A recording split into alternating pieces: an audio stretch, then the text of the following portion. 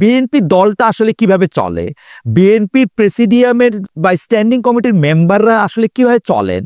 আপনি যদি কুফরি কালাম করতে চান, একটা জামাত ইসলামী বালিশের যে কোনো কর্মী বালিশটি নিচে আপনি একটা তাবিজের মধ্যে নির্বাচন বার্তা লিখে দিয়ে দেন, 40 দিনের মধ্যে লোকটা মারা যাবে। আপনার কি মনে হয় না যে এই নির্বাচনটা পেছানোর কারণ বিএনপির এক ধরনের একগুয়েমি, সংস্কার শুনলে বিএনপির গায়ে জ্বর আসা, যেটা ভোট দিয়ে আপনারা সংসদে যাবেন, এটা আপনারা চান না?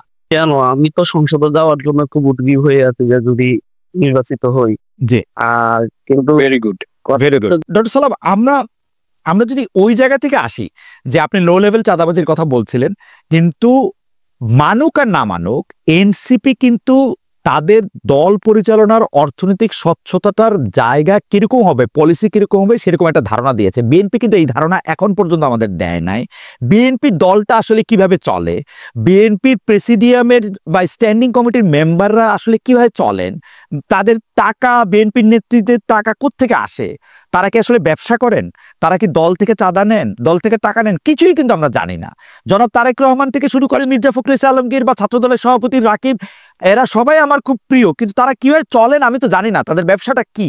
এবং তারা কিন্তু কখনো এই প্রতিশ্রুতি আমাদের দেন না যে তারা জানাবেন যে এটা কিভাবে তারা চলে। There are two things. Number 1 হচ্ছে যে তার ব্যক্তিগত ইনকাম কত, এটা একটা কোশ্চেন। আরেকটা কোশ্চেন দল কিভাবে চলে, তার ব্যক্তিগত তারেক রহমান সাহেব কিভাবে চলে এটা আপনার জানার কোনো রাইট নেই। উনি যখন প্রধানমন্ত্রী হবে তখন আপনি যেতে পারেন, উনি যদি সংসদ সদস্য হয় তখন জানতে পারেন, এখন আপনার জানার কোনো রাইট নেই। কিন্তু আমি যখন ভোটার হিসেবে তাকে বিবেচনা করবো না, ডক্টর সালাম, আমাকে একটু বোঝার জন্য, মানে আমি যখন ভোটার হিসেবে ওনাকে বিবেচনা করব যে উনি আর্থিক লেনদেনের ক্ষেত্রে স্বচ্ছ কিনা, উনি কিভাবে টাকা রোজগার করেন, পৃথিবীর সব দেশেই কিন্তু যিনি পলিটিক্যাল পার্টিকে লিড করেন তার টাকা পয়সাটা তিনি কোথা থেকে পান, কোথা থেকে খরচ করেন, সেটা সামনে আসে। এটাকে আমি তারেক সাহেবেরটা যদি ওনাকে পছন্দ না, আপনি ওনাকে ভোট দিবেন না। না, আমি তো জানতে না করবো কেমনে, পছন্দ না করতে হলেও তো আমার তো না, আপনি আপনার এটা তখনই পাবলিক ইনফরমেশন হবে যে যখন উনি ইলেকশনে দাঁড়াতে চান কিংবা উনি সরকারে গিয়েছেন, ওই সময় আপনি এত বড় পলিটিক্যাল পার্টির লিডার হিসাবে সেটা পাবলিক ইনফরমেশন না। না কেন, উনি তো এখন পর্যন্ত কোনো ক্ষমতায় যান নাই। ক্ষমতার সাথে কি এটা রিলেটেড? ডক্টর সালাম, আমি যদি ধরেন মার্কেটের কথা বলি, অফিসের কথা বলি, আমার কি কোনো রাইট আছে আপনার বেতন কতটা জানার? আমি তো পাবলিক পারসন, আমি তো পাবলিক পার্টি না, তবুও আপনার রাইট আছে। আপনি এটা জিজ্ঞাসা করুন, মানে আমি রাইটের কথা বলতে চাই। যখন আপনি পাবলিক পারসন, মানে বিএনপির সর্বোচ্চ নেতা যদি পাবলিক পারসন না হন, এই পৃথিবীতে কে পাবলিক পারসন? পাবলিক পারসন এখানে প্রিভিয়াসের একটা বিষয় আছে। প্রিভিয়াস হচ্ছে কি আমার ইনকাম, হ্যাঁ অবশ্যই প্রিভিয়াসের একটা বিষয় আছে যে আমার ইনকাম কত। আপনি আমাকে বললেন, আপনি জিজ্ঞেস করলেন, বলবো না, সেটা ফ্যান্টাস্টিক, সেটা একটা প্রাইভেট বিষয়, হ্যাঁ। তবে এটা আমার জানা ছিল না, এবং তবে ডক্টর সালাম, এটা আমার জানা ছিল না। আমি যতদূর জানতাম যে আপনি পলিটিক্যাল পার্টির লিডার হইতে গেলে, আপনি একটা পাবলিক অফিস হোল্ড করেন আর না করেন, পলিটিক্যাল পার্টির লিডার হইতে গেলে আপনার আয় ব্যয় সম্পর্কে সকল কিছুই পাবলিকলি প্রকাশ করতে হয়, এটাই নর্মস। আমি জানি না যে মানে এর বাইরে তুই যদি এই নর্মসটা ফলো না করেন সেটাকে ভোট সমস্যা। আচ্ছা, আপনি এই নর্মসটা ফলো না করে আপনি এই রিস্কটা নিবেন, তবু এটা আপনি মানে না ওপেন করবে না। না, আমি ব্যক্তির স্বাধীনতার ব্যাপারে খুবই ফাসি, আমি ব্যক্তির স্বাধীনতার ব্যাপারে খুবই আচ্ছা, ঠিক আছে। তাহলে এই থিওরিতে তার মানে হচ্ছে যে বিএনপি যারা করতেছেন তারা আর্থিকভাবে কি, তার নিজের পেশা কি, নিজের ব্যবসা কি, সেইটা উনার যখন নির্বাচন কমিশনে উনি যখন ভোটে দাঁড়াবেন তখন তিনি একটা ফর্ম ফিল আপ করবেন, দেখবেন। কিন্তু আমার এমনিতে জানার অধিকার নাই, ঠিক আছে, এটা আমি চেক করে দেখবো না যে এটা আমার জানার অধিকার আছে কিনা। দ্বিতীয় প্রসঙ্গে যদি আসি, বিএনপি দল হিসাবে কিভাবে পরিচালিত হয়। আমি এনসিপি 150টা গাড়ি নিয়ে গেলে আমি হইচই শুরু করি, বিএনপি যে 1500 গাড়ি নিয়ে বাইর হয়। আজকে তারেক সাহেব যদি বাংলাদেশে আসে, 15,000 গাড়ির মিছিল হবে, কমপক্ষে 1.5 লাখ হইতে পারে। সেইটার জায়গাটা কোত্থেকে হবে, সেইটা কি আমরা একটা জবাব চাইতে পারবো? মানে ওটা কোন জায়গা হবে? অফকোর্স ব্যাপারটা হচ্ছে কি, বাংলাদেশে এনসিপি যেভাবে চলছে, আওয়ামী লীগও সেভাবে চলতো, বিএনপিও সেভাবে চলে। এবং আপনি এটাকে যেই নামেই ডাকেন, এটা হচ্ছে কি চাঁদা, মানুষের চাঁদায় চলে, অ্যাজ সিম্পল অ্যাজ দ্যাট। এখন আমাদের যেটা দরকার সেটা হচ্ছে কি এর একটা স্বচ্ছতা আনা দরকার, স্বচ্ছতা আনা দরকার, রাইট রাইট? এই জায়গাটায় আমাদের যে সমস্যাটা হয়েছে আমাদের এই 5ই আগস্টের পরে, আমাদের যে এন্টায়ার এনভায়রনমেন্ট সোশ্যাল মিডিয়ায় বলেন এমন টক্সিক হয়ে গেছে যে প্রত্যেকের গলার মধ্যে ছুরি চাপ মারতে চায়। এই জায়গায় যদি আমরা সিভিলাইজড ওয়েতে বলার চেষ্টা করতাম যে ওকে লেটস রেগুলেট আওয়ারসেলভস, আমরা কিভাবে কাজটা করবো সেটা ঠিক করি, ওই পরিবেশটি এখন আর নাই। একে দেখতে পারে না এবং আমরা যথারীতি বাঙালির যে আচরণ সেই আচরণে চলে আসছি। অ্যাবসলিউটলি। এখন এমন অবস্থা তৈরি হয়েছে যে আমরা ছোটবেলায় ওই ড্রাকুলার ছবিতে দেখতাম যে নায়ক একটা ওই ক্রস দেখাতো এমনি করে, এবং ওই ক্রস দেখালে ড্রাকুলা করে মারা যেত। তারপর পরে গিয়ে দেখলাম যে ওই টার্কিশ ছবিতে আয়তাল কুরসি বললেই হয়। জামাত এবং এনসিপি নেতাদেরকে আপনি যদি একটা প্ল্যাক কার্ড লিখে নির্বাচন শব্দটা লিখে দেন, সর্বনাশ হয়ে।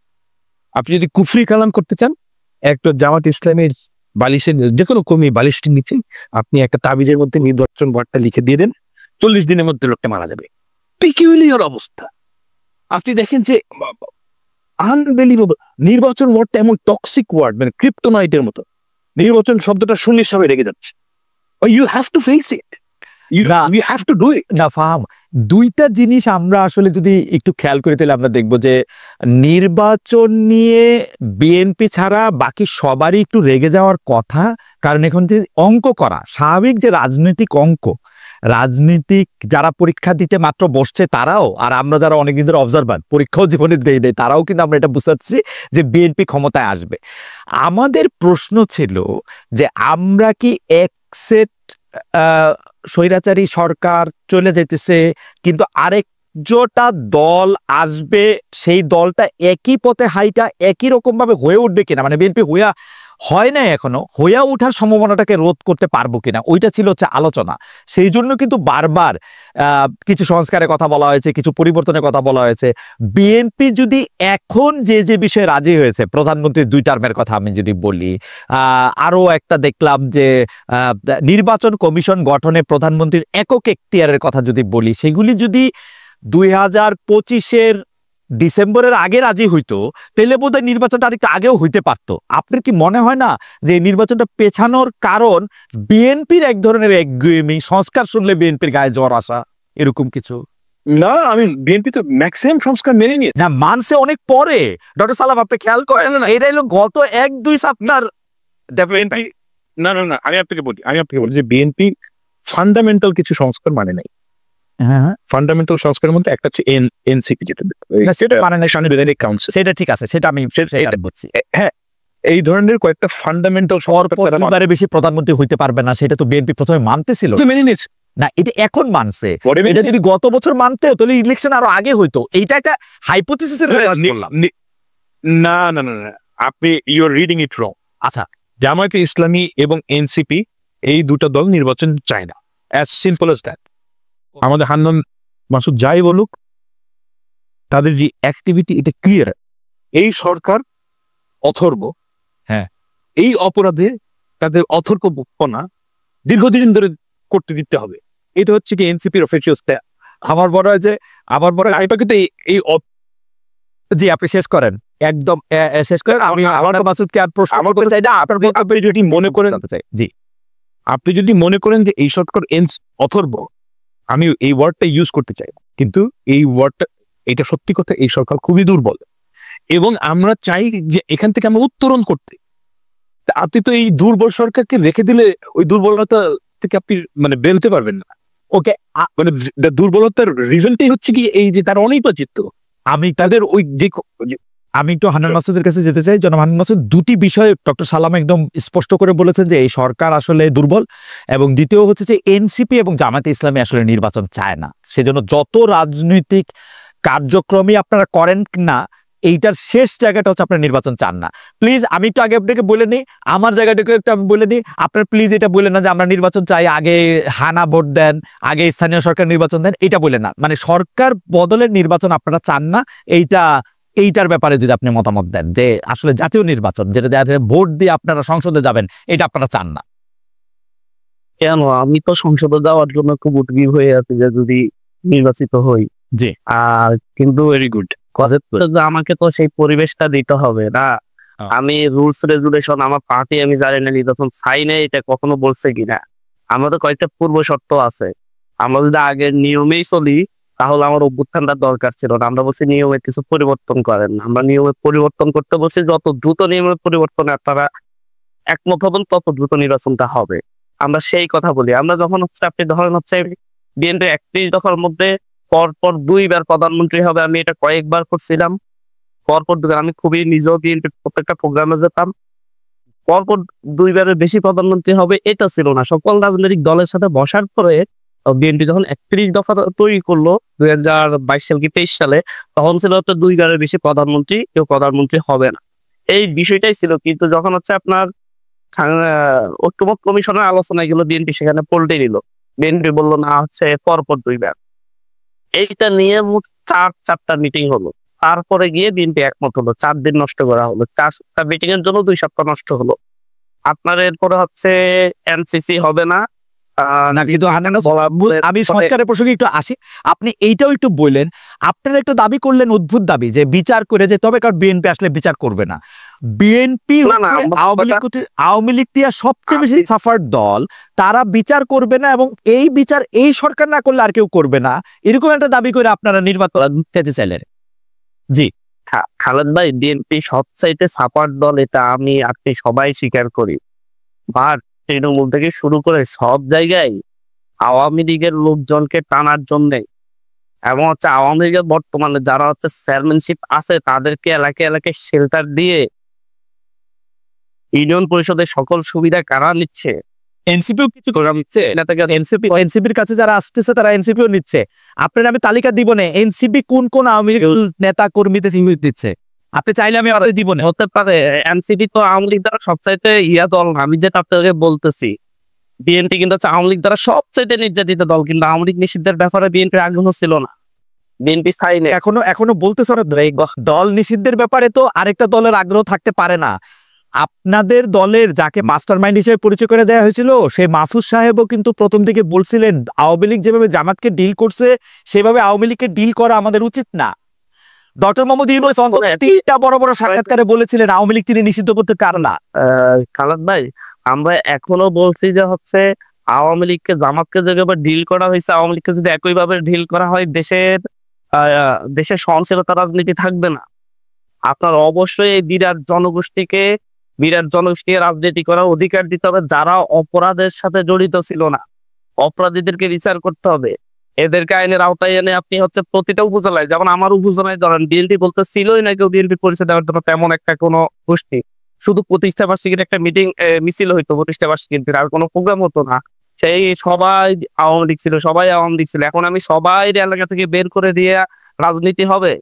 আমার কথা হচ্ছে যারা অপরাধের সাথে জড়িত ছিল, আপনার প্রত্যেকটা চেয়ারম্যান, প্রত্যেকটা উপজেলা চেয়ারম্যান, প্রত্যেকটা এমপি, এগুলার মোটামুটি বিচার করলে বাংলাদেশে 10,000 বিচার হয়ে যায়। 10,000 মানুষের বিচার করলে আওয়ামী লীগ থাকে নাকি? কিন্তু সেটা তো হচ্ছে না। এদের আপনি 10,000 মানুষের 10,000 মানুষের বিচার সম্পর্কে মানে বিচারটা কি করতে হবে, সম্পন্ন করতে হবে, শুরু করতে হবে, কি করতে হবে? না মামলা করতে হবে, এটা তো কথা না। আমরা একটা অগ্রগতি দেখতে চাচ্ছি, অন্তত শেখ হাসিনা সহ কয়েকজনের রায় দেখতে চাচ্ছি। শেখ হাসিনা, আপনি কি মনে করেন যে শেখ হাসিনার পক্ষে যে মামলা হবে সে রায় দেওয়াটা 4-5 বছরের মধ্যে সম্ভব? অবশ্যই সম্ভব। কারণ শেখ হাসিনার বিচারের জন্য যেই প্রমাণগুলা দরকার তার মধ্যে অনেকগুলা প্রমাণ অনেক বড় রাজনৈতিক নেতা, কিন্তু আমি আপনাকে বাংলাদেশের ফৌজদারি কার্যবিধি আর দণ্ডবিধিটা যে অবস্থায় আছে সেই অবস্থায় আপনি ভাই এই জন্য তো দ্রুত ট্রাইব্যুনাল করা হয়েছে। দ্রুত বিচার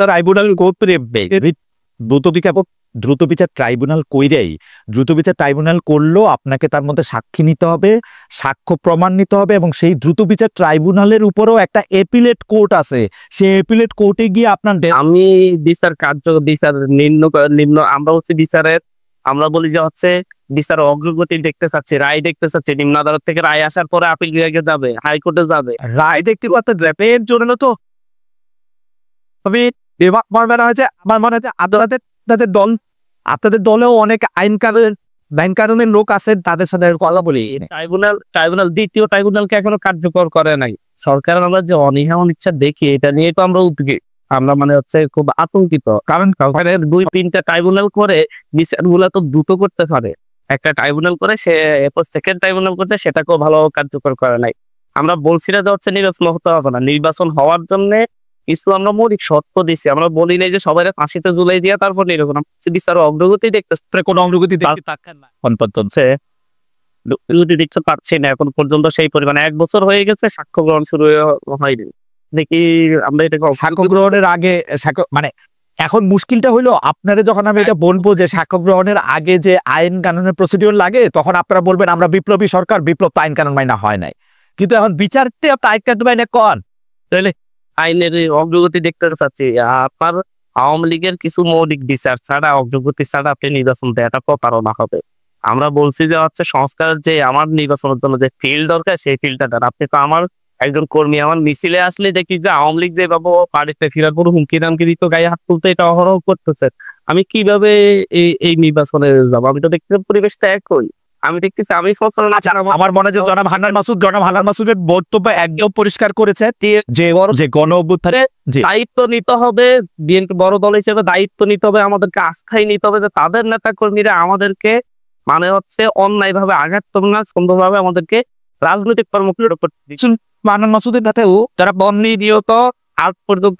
আমি একটু শেষ করে প্রোগ্রামে গোপালগঞ্জে হামলার পরে বিএনপির যেই পরিমাণ পোস্টেড নেতা কর্মী ফেসবুকে পোস্ট দিয়ে হুমকি দিয়েছে এবং বিভিন্ন জায়গায় হামলা করেছে লোকজন আমাদের প্রোগ্রাম থেকে যাওয়ার পরে, তাদের বিরুদ্ধে যদি ন্যূনতম সাংগঠনিক ব্যবস্থাও বিএনপি নিত, তাদের যারা এইভাবে একবার প্রকাশ্য হুমকি দিয়ে হামলা করছে, তাহলে আমরা মনে করতাম বিএনপি চাই যে হচ্ছে লেভেল প্লে ফিল্ডে শুধু একটা নির্বাচনী পরিবেশ তৈরি করতে। আমার মনে হয় আপনার বক্তব্য একদম পরিষ্কার। কারণ এইটা নিয়ে আমি এখন জানাব ফাহাম আব্দুল সালামের কাছে যাবো। জানা ফাহাম আব্দুল সালাম, বিচারের জন্য যে দাবি তারা করতেছেন যে একটা দৃশ্যমান অগ্রগতি, এবং তারা দাবি করতেছেন যে বিএনপি ক্ষমতা আসলে যে তাদের কোনোভাবে হেনস্থা করা হবে না, সেই রকম কোন একটা আস্থায় নেওয়া, সেটি দেখা যাচ্ছে না। বড় ক্ষমতায় আসবে তা না ভাই, সেটা বলি না, বলছি একটা নির্বাচনের পরিবেশে প্রচারণার ক্ষেত্রে আমাদের স্বাধীন ভাবে কেউ এনসিপি করতে পারবে, কেউ জামাত করতে পারে, সেই পরিবেশটা বিএনপি ফ্যান্টাস্টিক। যারা ফাহাম সালাম আপনার দিকে বলতে গোপালের মধ্যে ডর দিতে পারবো, শুধু এনসিপি করার কারণে বাড়িতে হুমকি দেওয়া হচ্ছে, গায়ে হাত তোলা হচ্ছে বিএনপি কর্তৃক, এটা আওয়ামী লীগ করতো। ওকে জনাব ফাহাম আব্দুল সালাম, দেখেন বাংলাদেশের লোকাল রাজনীতির কিছু রিয়ালিটি আছে, এটা আজকের না, এটা আপনি 1950 সালের স্মৃতি কথাতেও পাবেন। সেটা হচ্ছে কি, আপনি যদি একটা এলাকার খুব বিখ্যাত লোকের থেকে গালিগালাজ করেন কিংবা তাকে যদি কুৎসা করেন, তাহলে আপনার ফিজিক্যাল ভয় আছে। আমার কাছে সালাউদ্দিন, আমার মনে হয় যে হান্নান মাসুদ যেটা বলছিলেন যে সালাউদ্দিন সাহেবের যে ঘটনা ওটা নিয়ে বলছেন, আমার কাছে মনে হয়েছে যে বিএনপি কিন্তু এটাকে বেশ ভালোই হ্যান্ডেল করেছে।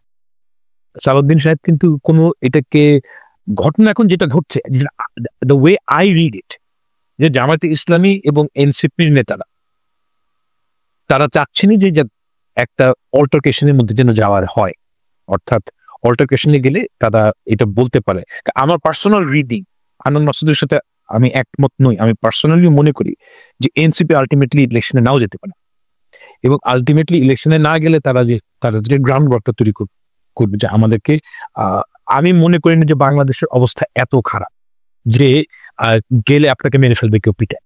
হাউএভার খুব ভালো না, it has improved a little from last year, কিন্তু হয়তো আমরা এখনো আমাদের যে কাঙ্ক্ষিত জায়গাটা যাওয়ার কথা সেখানে যেতে পারিনি। কিন্তু আমাদের একটা জিনিস মাথায় রাখতে, বাংলাদেশের রিয়ালিটি আপনাকে মানতে হবে। বাংলাদেশের রিয়ালিটি এমন না যে অস্ট্রেলিয়ার মতন যে দুজন নেতা পাশাপাশি বসে দুজনকে কুৎসা করছেন, এই জিনিসটা বাংলাদেশে হবে না। যেটা হবে না সেটা বাস্তবতার কথা, ওই অবাস্তব কথা আমি যাচ্ছি না। কিন্তু আমি মনে করি যে ইলেকশনের আগে বাংলাদেশের এই পর্যায়ে যাবে যে খুব বড় ধরনের থ্রেট থাকবে না, আমি এটা মনে করি। এই কাজটা করার দায়িত্ব হচ্ছে সরকার। ডক্টর সালাম, ইলেকশনের উপরে যাওয়ার আগে হান্নান মাসুদ যে কথা বলেছেন সেই জায়গা থেকে আমি একটু আসি। উনি একটি অভিযোগ করেছেন যে বিচারের কোনো লক্ষ্য এতক্ষণ মানে আওয়ামী লীগের যারা শীর্ষস্থানীয় আছেন, ধরেন শেখ হাসিনা সহ যারা আছেন, তাদের আসলে বিচারের কোনো একটা মানে লক্ষণীয় অগ্রগতি তারা দেখতে পাচ্ছেন না, সরকার দ্বিতীয় ট্রাইব্যুনালটাকে চালু করছেন না।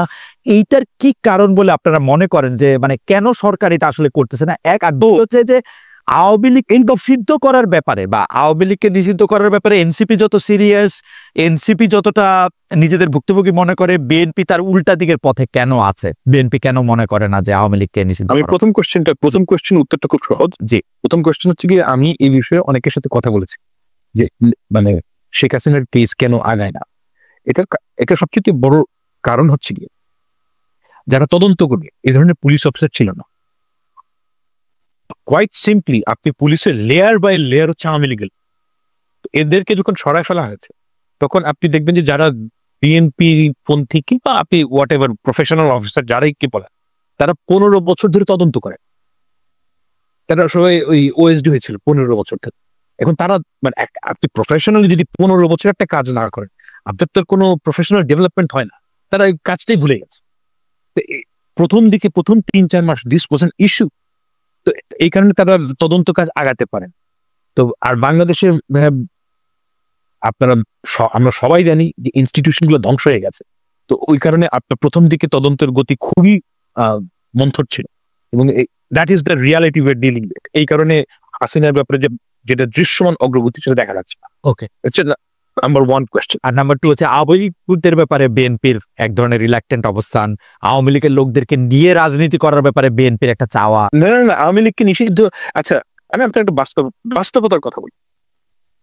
আওয়ামী লীগকে যদি আপনি নিষিদ্ধ করেন বলে, আপনার কি মনে হয় যে এই ক্ষমতাটা একটা সরকারের থাকা উচিত কিংবা পার্লামেন্টের থাকা উচিত? আমার তো মনে হয় যে একটা পার্লামেন্টের এই ক্ষমতাটা থাকা উচিত না। আপনি তার যে কোনো ইন্ডিভিজুয়ালের বিচার করবেন, এবং এটা করতেই হবে। আওয়ামী লীগের প্রত্যেকটা অপরাধের বিচার করতে হবে। কিন্তু আপনি যদি অ্যাজ এ পার্টি একটা জিনিসকে ব্যান করেন, আপনার কোনো এই প্রেসিডেন্সটা ক্রিয়েট করে 15 বছর পর অন্য কোনো পার্টিকে যদি ব্যান করা হয়, আপনি এটা কোনো গ্যারান্টি দিতে পারবেন? খুব বাজে প্রেসিডেন্স একটা পলিটিক্যাল পার্টি যদি আপনি ব্যান করেন। সেকেন্ড কোয়েশ্চেন হচ্ছে, I can guarantee this, I have mate a lot of people like this. আমাদের যারা ফরেন পার্টনার এখনই তারা করছে, তখন আরো ফুল থ্রটলে করবে। যে আপনি যদি তাকে নিষিদ্ধ করেন, পরের দিনই আমেরিকা, ইইউ এসে বলবে যে তোমরা নিষিদ্ধ করলে, যখনই আপনার একটা আইএমএফ এর লোন লাগবে, কোনো কিছু লাগবে, বলবে যে এই নিষিদ্ধ উঠাও।